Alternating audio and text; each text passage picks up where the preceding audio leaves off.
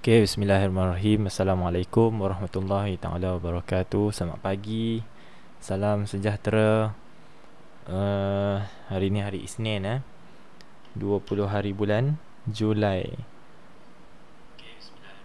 Okay, selamat datang ke channel saya lagi. Jadi untuk kali ni kelas kali ni, bagi yang baru masuk, okay, selamat datang. Terima kasih kerana menghadiri kelas. Dan sebagai bukti anda hadir ke kelas, okay, anda akan diberi masa sekejap lagi.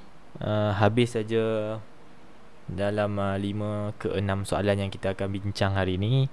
Anda dikendaki meletakkan komen pada ruangan live chat tu.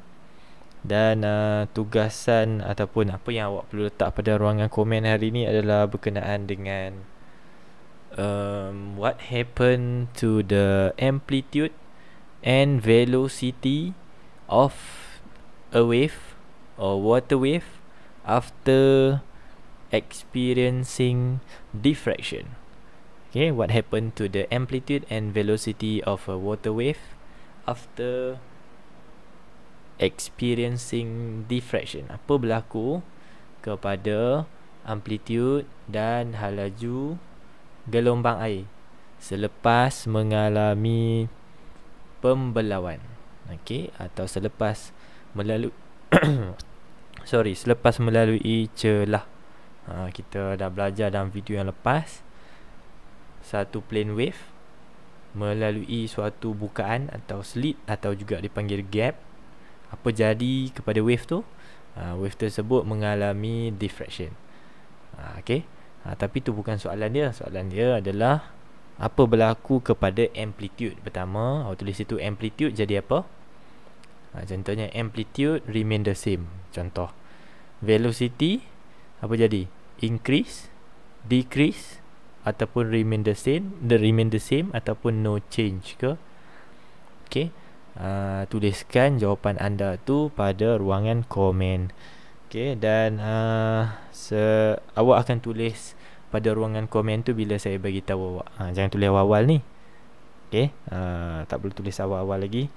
Jadi sekejap lagi kita 1 jam So dalam pukul 10 suku tu saya bagi masa untuk awak menulis komen kat situ. Okay. So untuk hari ni learning objektif kita ada satu saja, cuma nak recall semula apa yang awak belajar throughout the chapters, excluding maksudnya tidak merangkumi, tidak termasuk the last subchapter. Okay, last subchapter ni sepatutnya lepas interference. Hari ni sepatutnya awak belajar electromagnetic wave. Tapi that particular subtopic tu saya nak bawa ataupun saya nak ajar melalui kelas fizikal yang akan berlangsung selepas cuti raya haji ni. So yang tu saya deletekan ke next few weeks. Okay, saya akan ajar semasa kelas fizikal lah. Okay, so untuk hari ni dan esok kita akan buat beberapa soalan sekadar untuk mengulang kaji apa yang awak dah belajar few weeks ago, 2 hingga 3 minggu yang lalu lah, dari 5.1 sampai 5.6. So without further ado, yang ni saya compilekan dari buku teks. Saya ambil dari buku teks dekat muka surat berapa saya tak sure, tapi bahagian performance evaluation macam ni dekat buku teks awak. Dia ada section selepas daripada electromagnetic wave punya subtopik, dia ada section ni. Okay, so saya nak bincang soalan-soalan kat sini lah. Saya tak nak pergi terlampau jauh. Kita bincang soalan-soalan yang berkaitan dulu. So kita tengok soalan pertama untuk hari ni. Okay, kalau sempat kita buat 5 atau 6 soalan lah hari ni. So soalan pertama kita tengok dulu. Figure 1 shows a port and the area around it. Port ni maksudnya pelabuhan lah. Okay, kawasan pelabuhan dan juga kawasan sekelilingnya. Soalan A, state the wave phenomena that occur when sea wave A1 collide with the embankment of the port at A. Kita tengok kawasan A mana? Ni kawasan A. Soalan tanya apa berlaku ke ataupun apakah nama wave fenomena? Fenomena apa yang berlaku di kawasan A? Untuk kita mengetahui apakah yang berlaku di kawasan A, kita tulis dulu A1. Kita tengok wave yang datang di sebelah kanan gambar rajah ke kiri gambar rajah. So embankment ni kita boleh simply conclude that embankment ni bertindak sebagai barrier atau penghalang atau juga dipanggil wall. So apa berlaku adalah apabila sea water atau water wave approach A dan terkena pada bahagian embankment atau wall. Saya padam sekejap yang saya lukis ni. Mana dia? Okey, padam. So you would have ataupun awak akan expect that wave yang datang ni terkena pada dinding dan kemudian dipantulkan ke bawah. Okay, so kalau nak lukis wave frontnya macam tu lah, dilukis 90 darjah. Okay, walaupun lukisan saya tu tak tepat sangat lah sebenarnya, jarak lambda daripada wavefront to the next wavefront mestilah sama sepatutnya. Okay, sorry yang saya tak particular kat situ, tapi just to show you that the phenomena is called reflection, pantulan. Okay, reflection of water wave. And tu untuk bahagian A. Okay, let's look at the next question. Apakah yang berlaku ataupun apakah nama fenomena yang berlaku di bahagian B? Okay, move toward the beach at B. Tadi A, sekarang dekat B. Mana B? So kawasan sini. Okay, beach dalam bahasa Melayu dipanggil pantai. Okay, pantai.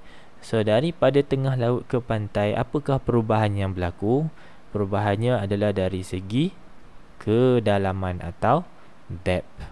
So what happened to a water wave as it approach from deeper region to shallow region? So daripada kawasan dalam tengah laut ke kawasan pantai. Pantai, logiknya adalah pantai adalah kawasan yang airnya lebih cetek. So apa berlaku? Ini dipanggil fenomena refraction atau dalam bahasa Melayu dipanggil pembiasan. So refraction is a wave phenomena in which the wave change direction, berubah arahnya. Okay, bend atau berubah arahnya when approaching mediums with different depth, apabila melalui suatu kawasan yang berbeza kedalaman. So daripada deep to shallow. So berlakulah apa yang dipanggil sebagai refraction, pembiasan. Okay, so A pantulan, B pembiasan. Kemudian soalan A3, what happened ataupun what is the wave phenomena at C? Okay, kawasan C. Tengok dekat sini C. Ni kawasan C. Nah, apa berlaku dekat C adalah wave approach kawasan C, dan C kita boleh katakan sebagai slit atau gap. Okay, so wave approach a slit, and then what happened to the wave? The wave spreads out. Perkataannya adalah spreads out. Atau dalam bahasa Melayu disebut sebagai gelombang air tersebut disebarkan, spreads out. So from one direction, satu arah saja ke kiri, okay, turns out the wave spreads into many direction, banyak arah, macam tu. Okay, it spreads out. Now name the phenomena. Apakah fenomena ataupun apakah nama special bagi fenomena spreads out ni? Namanya adalah diffraction, atau bahasa Melayu dipanggil pembelauan. So there you go. A1 sampai A3. Inilah fenomena-fenomena yang awak belajar dari 5.2 sampai 5.4 kalau tak silap saya lah. Okay, 5.5 reflection, diffraction. Okay, so itu juga telah pun menjawab soalan B. Draw the wavefront after the wave pass C. So ini cara untuk awak melukis wavefront pada bahagian C. Pastikan juga lambdanya tidak berubah kerana there is no change in lambda ataupun wavelength. Okay, after passing through the slit, lambda tidak berubah. Yang tu perkara yang awak perlu ambil berat. Okay, lukisan awak tu jarak antara wavefront atau garisan-garisan ni ke garisan yang bersebelahan mestilah uniform. Okay, walaupun selepas melalui kawasan C dia dibengkokkan atau dia dibelaukan. Okay, wave tersebut dibelaukan tapi jarak masih lagi maintain. Okay, so lukis dengan berhati-hati. Alright.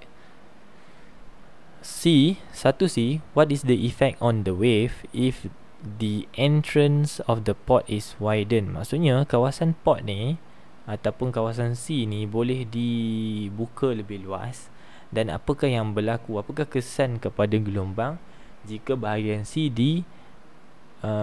diluaskan. Okay, bukaannya diluaskan. Apa berlaku? Apa yang kita belajar dekat video yang lepas ataupun dalam video yang saya tunjukkan eksperimen baru-baru ni. Saya kan ada buat satu video yang sebelum ni, saya tunjuk ripple tank yang sebenar, kan. Kemudian saya cuba besarkan saiz bukaan dalam eksperimen diffraction, dan saya dapati ataupun awak sendiri boleh lihat kalau awak dah tengok lah. Okay, kalau belum tengok sila tengok, sebab penat tu, perlu ketiak saya buat eksperimen tu. Jadi appreciate sikit. So jadi awak tengok apa berlaku kepada gelombang tersebut adalah the diffraction pattern. Ni ayat yang awak perlu salin lah. Nanti awak tak tahu nak jawab pula. Awak tahu explain tapi tak tahu nak jawab. The diffraction pattern.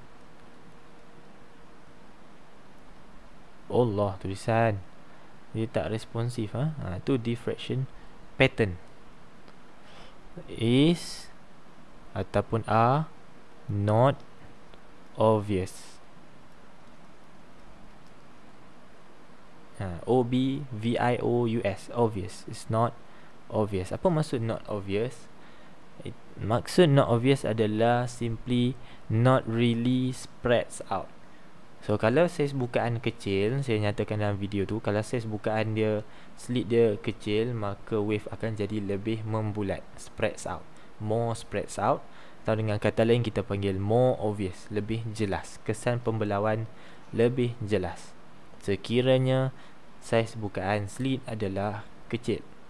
Tapi kalau saiz bukaannya dibesarkan, the spreads out effect atau kesan pembelauan tersebut menjadi rendah atau minimum. Dengan kata lain, awak akan nampak, contoh kalau saya lukis kat bawah ni, nampak tak saya lukis bawah ni? Nampak kot. Okay, katalah wave datang daripada kanan ke kiri, macam tu lah. Okay, let's say this is the plane wave coming into the slit. What happened?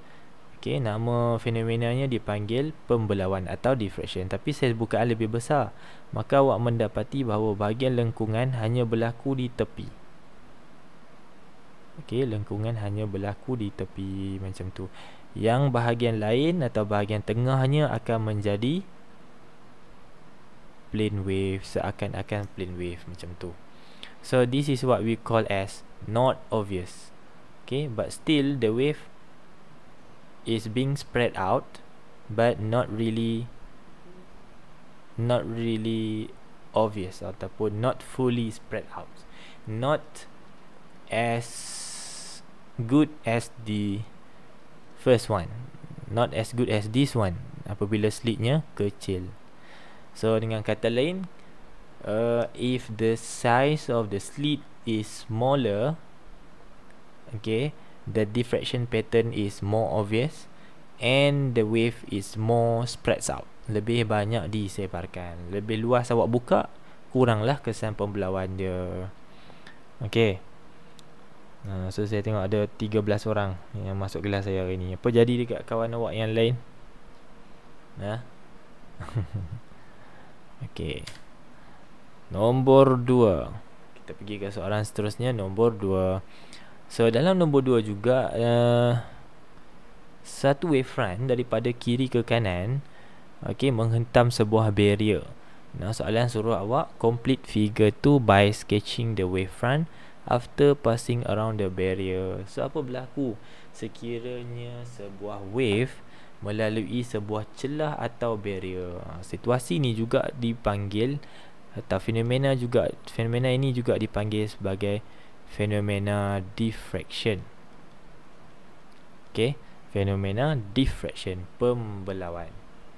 So dalam pembelauan boleh jadi dia tu maksudnya gelombang tu lah. Boleh jadi gelombang tersebut melalui celah kemudian dibelaukan, maksudnya di spreads out kan, atau juga gelombang tersebut boleh mengalami pembelauan sekiranya menghentam barrier. Maksudnya barrier ni ataupun halangan ni tu halangan yang pendek, bukan halangan yang panjang. Kalau panjang dia jadi wall. Kalau panjang dipanggil wall. So barrier ni penghalang. Contoh kalau dekat sungai tu mungkin kayu balak yang pendek, kayu-kayu lah, kayu biasa, batu, batu yang lonjong ke, batu bulat ke, yang menghalang laluan air pada kawasan dia saja, batu yang kecil-kecil tu. So that is what we call as barrier. Dan di kawasan barrier tu berlakunya fenomena dipanggil diffraction, pembelauan. Untuk melukis apa berlaku kepada wave selepas melalui barrier, ambil pembaris, dan awak kena buat satu garisan putus-putus di depan barrier macam ni.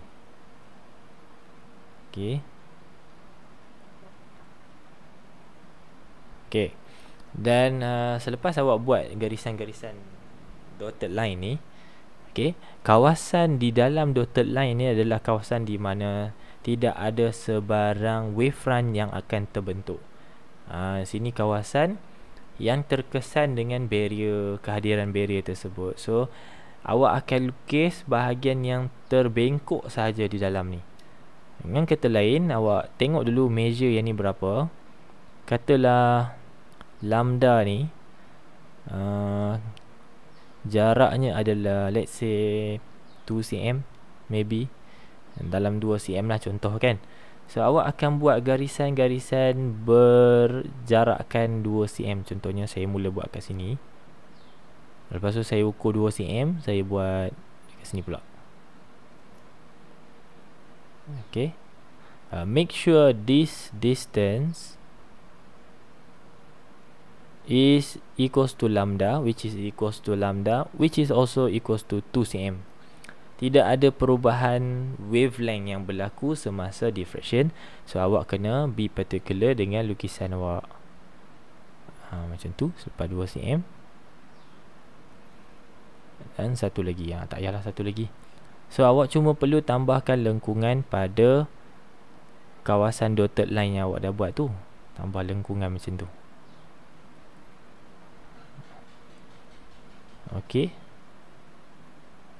Macam tu saja. And then what happen after this area? Apa yang berlaku adalah kembali kepada bentuk plane wave. Jadi kembali bentuk asal. So ini fenomena yang kita panggil juga sebagai diffraction. Pembelauan tu berlaku kat mana? Berlaku dekat sini, nampak ni area ni.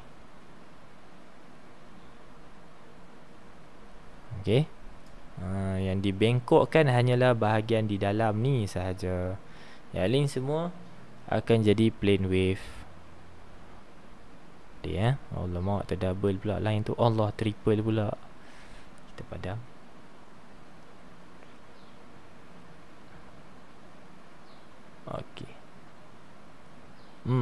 Lukis semula.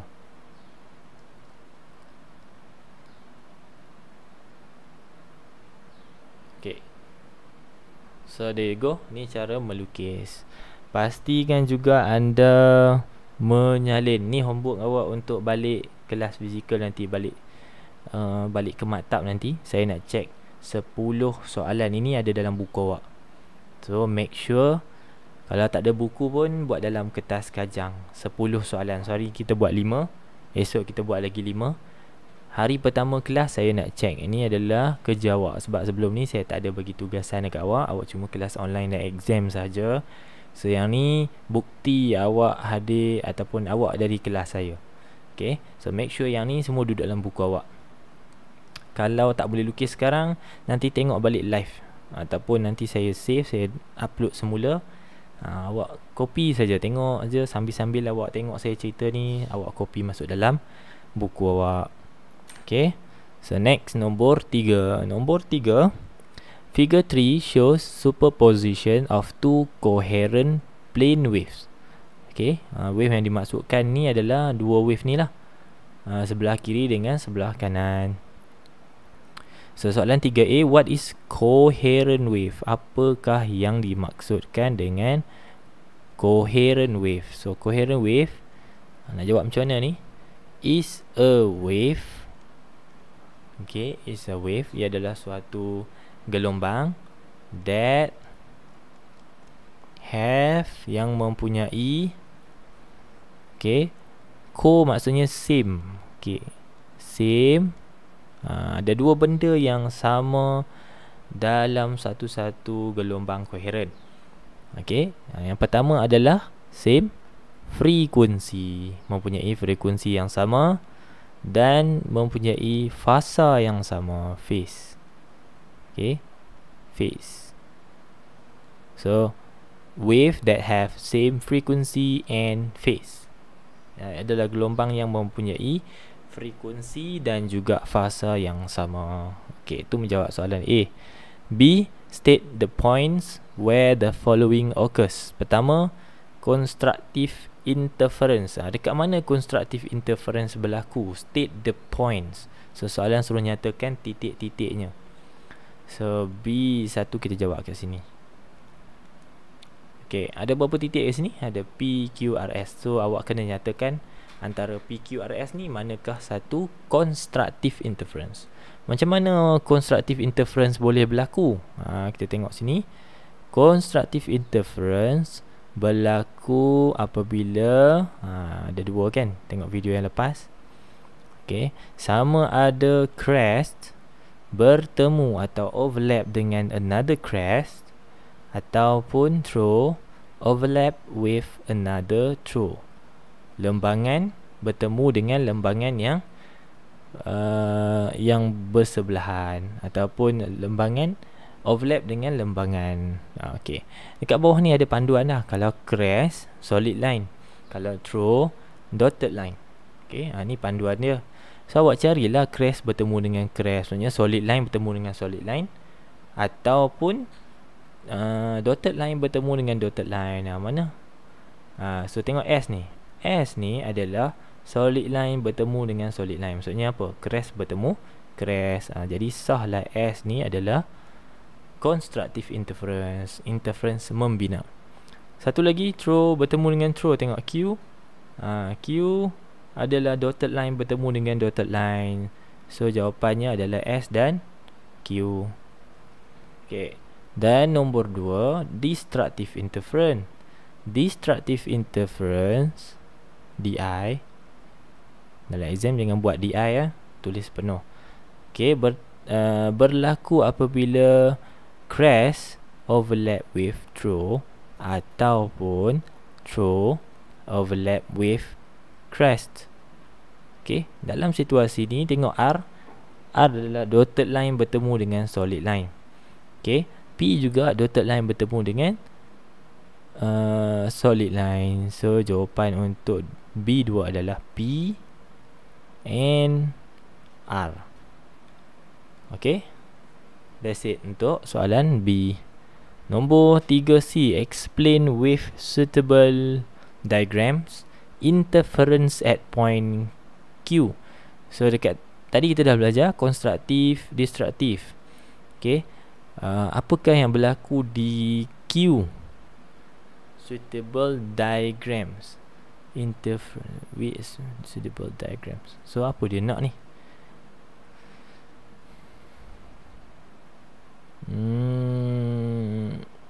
Suitable diagrams. Okay, so maybe kita boleh lukiskan dari segi amplitude.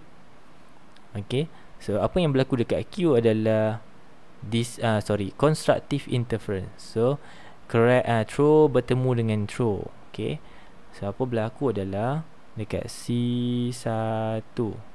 Okay, kita boleh lukis macam ni. Throw bertemu dengan another throw with the same amplitude but negative lah. So negative A tambah negative A. So what do you get? Apa yang berlaku adalah constructive interference tapi negative amplitude, dan amplitude-nya ditambah. So menjadilah dia negative 2A.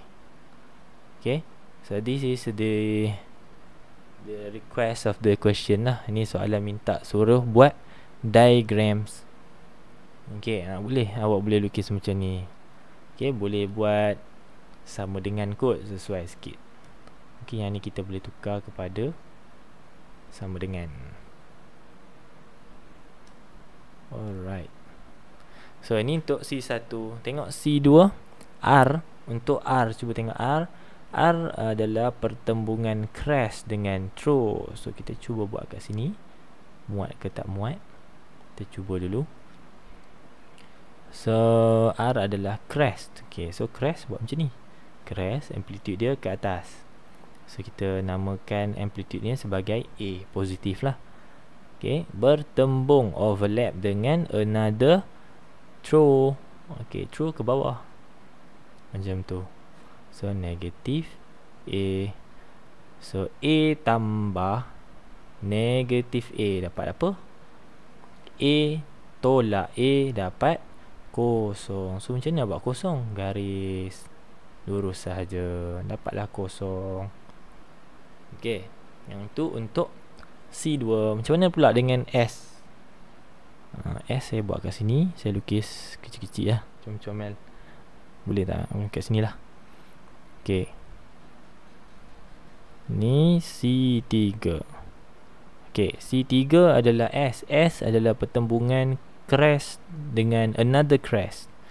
So crash ke atas, amplitude A, tambah another crash, amplitude A juga.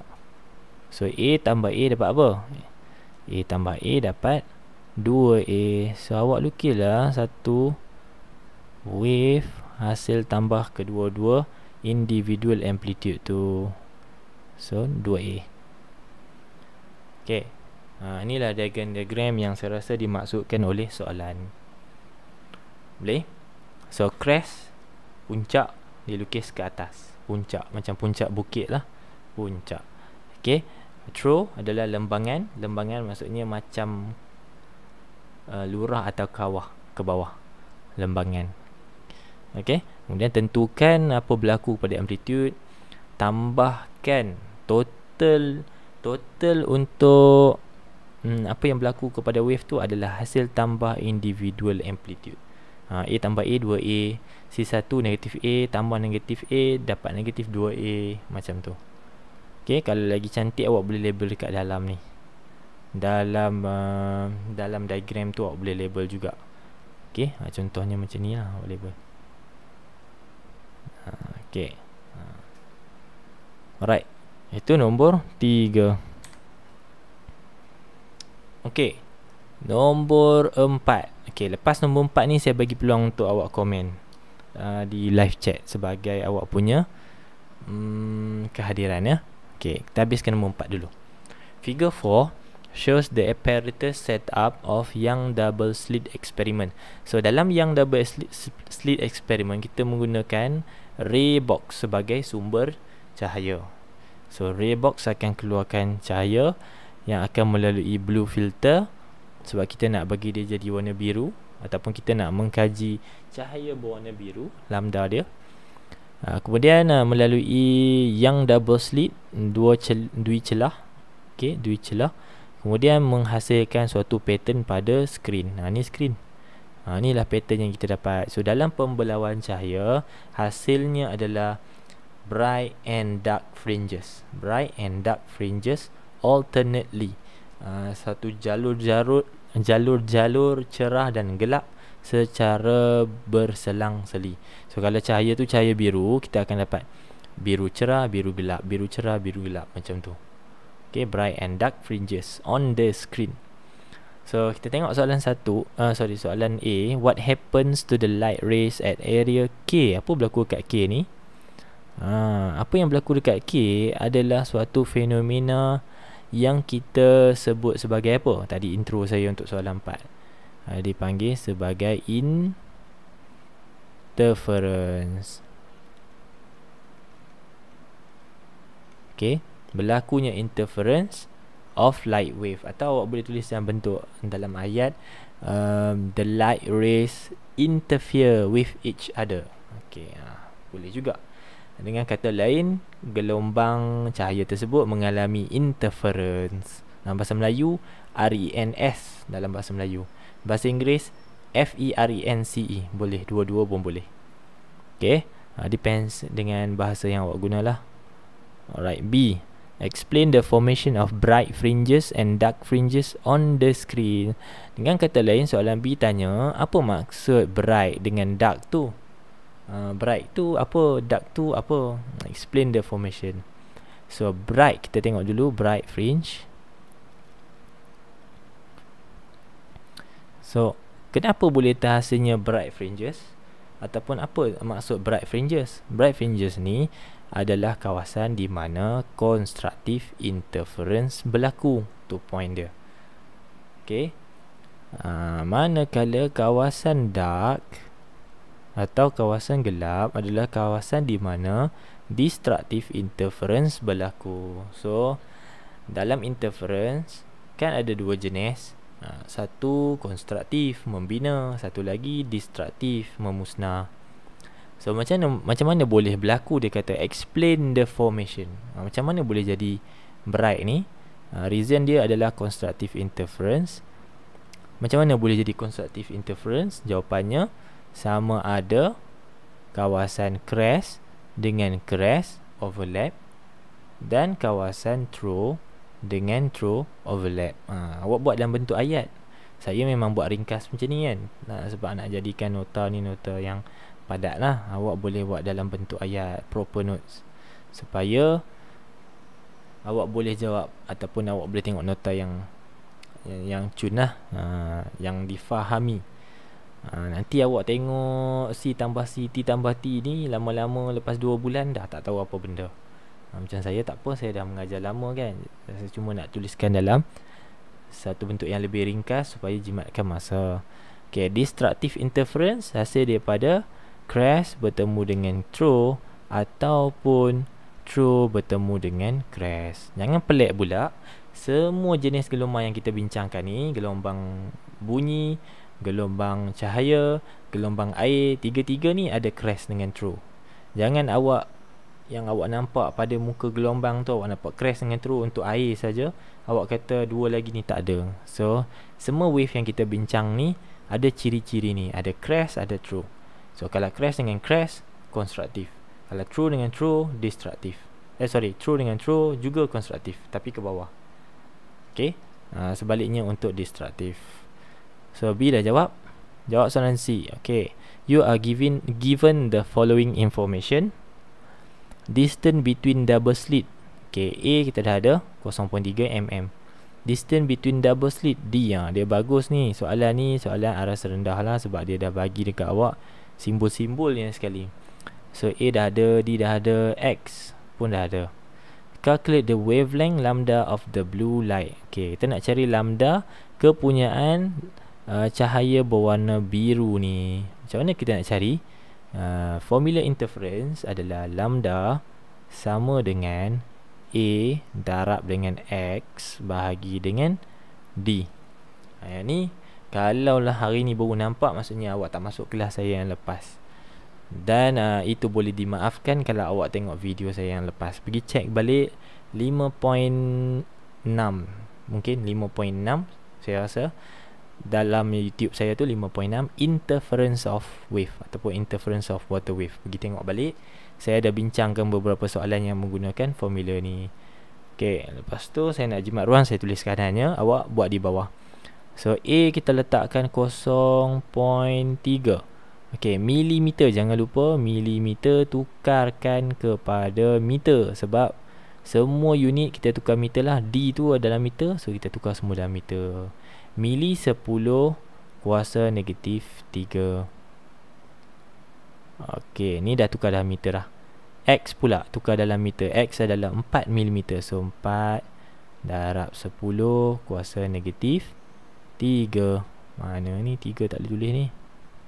Allahu Akbar, 3. Sekejap ya.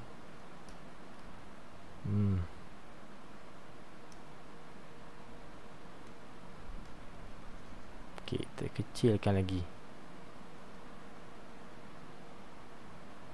Sekejap technical problem. Tak apa, awak teruskan buat. 4 darab 10 kuasa negatif 3. Allah, buruknya.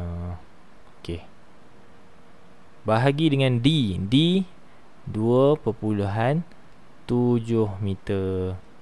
Okay, so semua dalam meter, baru boleh awak tekan kalkulator awak tu. Dan tekan kalkulator awak tu, kalau perlu letak kurungan, letak kurungan. So saya pun tekan kalkulator juga ni. 0.3 darab 10 kuasa negatif 3. Okay, darab pula dengan 4 mm. Okay, macam tu. Bahagi dengan 2.7.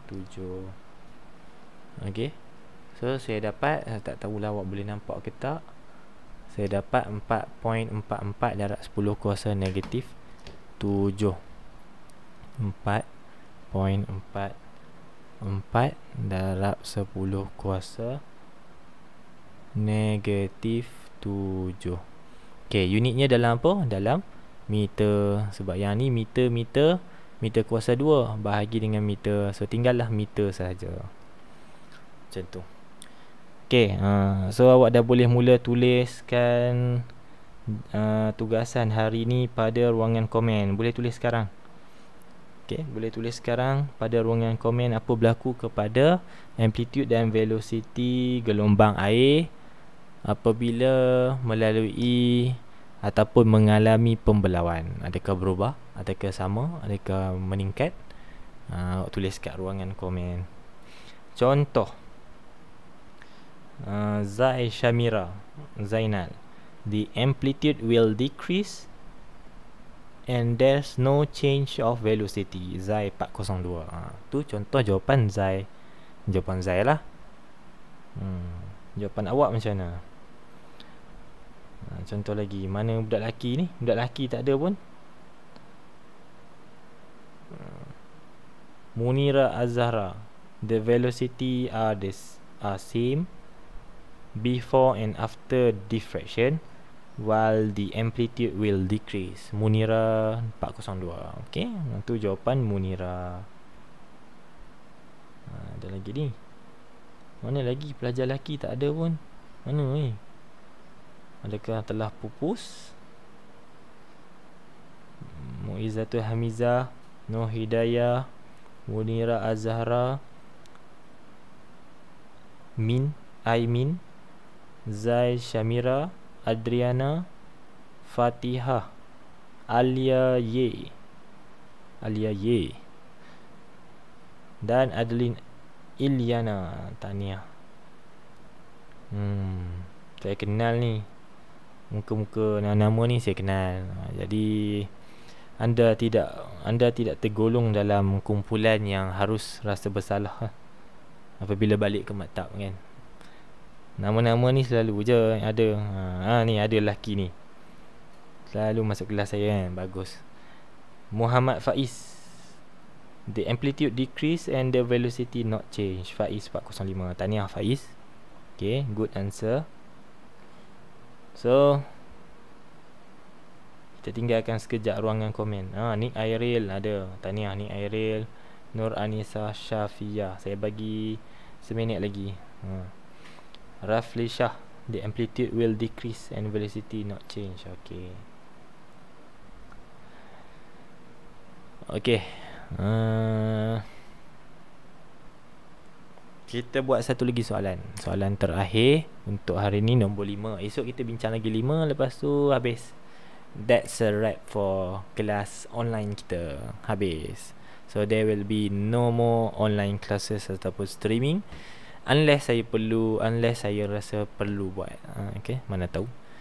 Saya dapati ada juga pelajar daripada sekolah kementerian, sekolah-sekolah lain, okay, yang menonton video saya ni, yang ambil manfaat. So jangan risau, saya insya-Allah saya akan buat lagi lah jika saya rasakan perlu. Okay, insya-Allah. Okay, jawab nombor 5. Lepas tu kita tutup kelas ni sebab saya ada kelas form 5 pula lepas ni. Okay, a student moves a slinky spring repeatedly. Maksudnya dia goyangkan ke atas dan ke bawah lah spring ni secara berulang-ulang kali at a frequency of 5 Hz. So bagi maklumat apa dekat sini? Soalan bagi maklumat frekuensi. Jadi tak tahulah awak tahu ke tak simbol frekuensi. Simbol frekuensi ditulis sebagai F. So kita ada kat sini maklumat frekuensi 5 Hz. Okay. So that a transverse wave, ni adalah gelombang jenis transverse, is produced in as shown in figure 5. So ni gambar aja adalah 5A. Determine the amplitude. Pertama cari amplitude. Okay. Kemudian period kedua, and wavelength lambda of the wave. So kita buat soalan A dulu. Soalan pertama A suruh cari amplitude. So apa maksud amplitude? Amplitude adalah sesaran maksimum daripada kawasan equilibrium. Okey, kawasan equilibrium dilukis di sini. Nampak ni. Ni maksudnya equilibrium lah, kawasan kosong. So paling maksimum adalah kawasan puncak di atas ni. Okey, ataupun jarak daripada garisan kosong ke atas ni. This is what we call as amplitude. Ataupun di kawasan bawah daripada sini garisan kosong kepada lembangan juga dipanggil amplitude. So bila tengok dekat sini secara kasarnya ataupun dengan jelasnya boleh nampak nilai amplitude-nya untuk wave ini adalah 15 cm. Okay, 15 cm. Kalau soalan perlukan dalam unit SI, tukarlah 15 cm tu kepada meter. Okay, kemudian period. Period simbolnya apa? Period simbolnya T. Okay, macam mana nak cari period? Daripada bentuk wave ini, awak tak boleh cari period sebab awak tak tahu tempoh masa. Tapi one thing for sure yang awak tahu adalah awak punya maklumat frekuensi. Apakah hubungan frekuensi dengan period? Hubungannya adalah period sama dengan 1 per dengan frekuensi. Jadi kalau kita tahu frekuensi, confirm kita boleh cari maklumat period. So 1 bahagi dengan 5 kat sini, 1 bahagi dengan 5, tekan kalkulator, kita akan dapat berapa? 1 bahagi 5, dapatlah 0.2.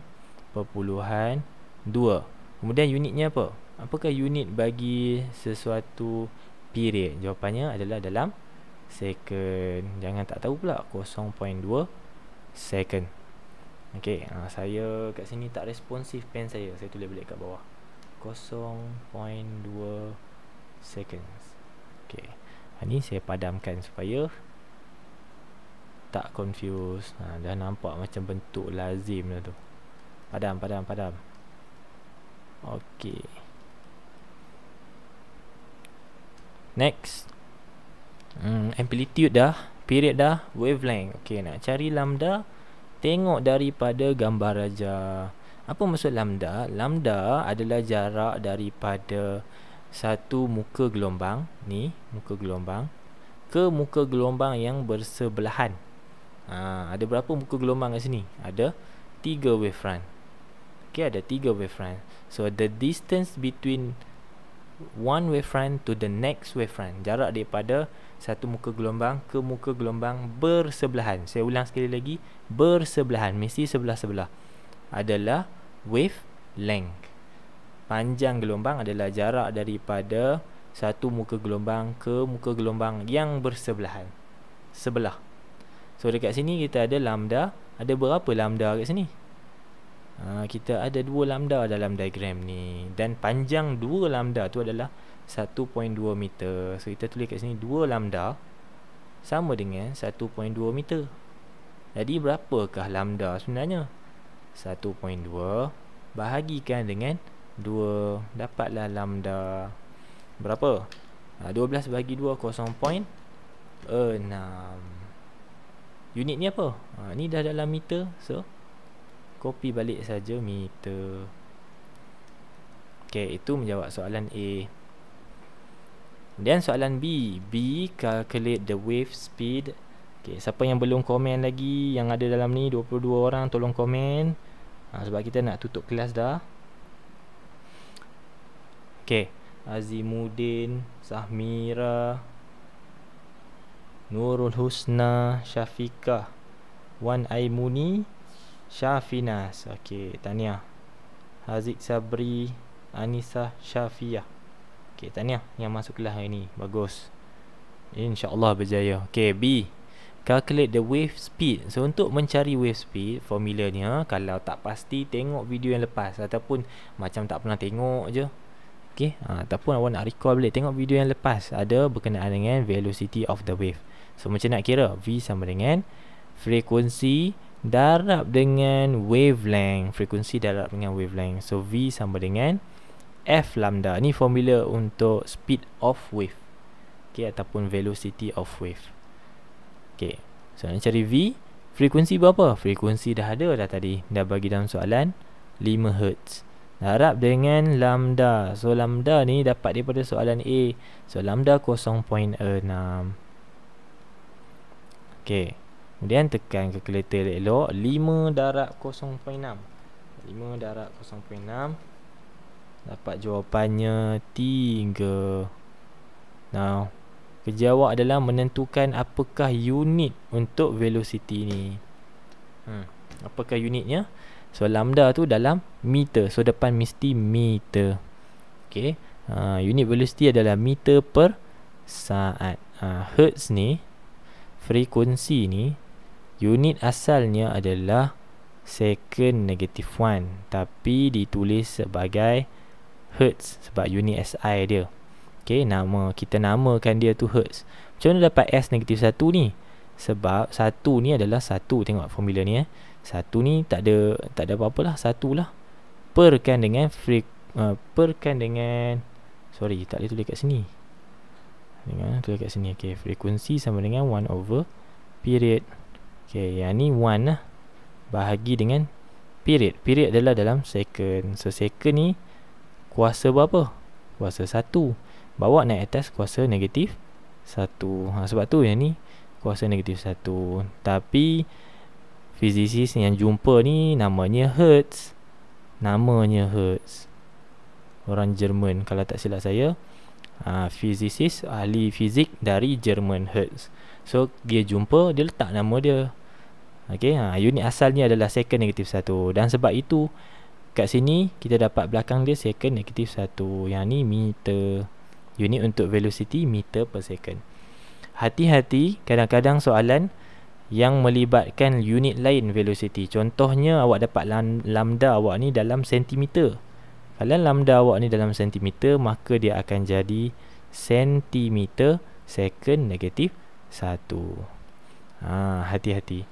Sesetengah soalan akan end up dengan unit sentimeter per second. Kalau lambda je dalam sentimeter, kalau dalam meter maka meter per second. Okay, so habis soalan 5. Kita ada baki lagi 5 soalan yang akan dibincangkan esok. Soalan 6 sampai soalan 10. Semuanya saya dah bagi dalam grup WhatsApp. Saya dah send dah dalam grup. Ni soalan-soalan yang kita akan bincangkan esok. Okay, So 5 ni kalau ada masa hari ni, kopi siap-siap cantik-cantik dalam kertas kajang atau dalam buku supaya awak boleh tunjuk kat saya bila balik nanti. Ni adalah tugasan atau kerja rumah awak. Saya tak bagi folio, saya tak bagi apa benda yang lain-lain lah. Saya cuma nak awak copy balik the last last 2 online classes punya task. Yang ni bukti bahawa awak masuk kelas saya, dan bukti awak nak belajar lagi dengan saya. Tu penting tu. Sebab your journey ni jauh lagi. Jauh lagi. Okay, tapi dah dekat. Faham ke maksud saya tu? Jauh tapi dekat tu. Jam mata, tiba-tiba bangun-bangun bulan 1, dah terkata 5 dah. Okay, baru kelang kabut nak ambil SPM, nak cover topik tingkatan 5 lagi, topik tingkatan 4 yang awak tak tahu apa lagi. Hopefully awak okey lah. Okay, saya doakan all the best. Tumpulah perhatian untuk few days lagi untuk kelas online. Lepas tu insyaAllah, kalau tak ada apa-apa berlaku, awak boleh balik ke maktab dengan tenang. Kita boleh buat online, kita boleh buat physical classes including the experiments. Kita boleh buat depan mata lah. Saya boleh pantau apa benda awak buat depan mata. InsyaAllah, doakan lah COVID ni semua okey, so kita boleh belajar dengan selesa, bekerja dengan selesa, dapat keberkatan daripada situ. Okey, itu sahaja untuk hari ini. Terima kasih kerana tune in. Jumpa lagi. Assalamualaikum. Bye bye.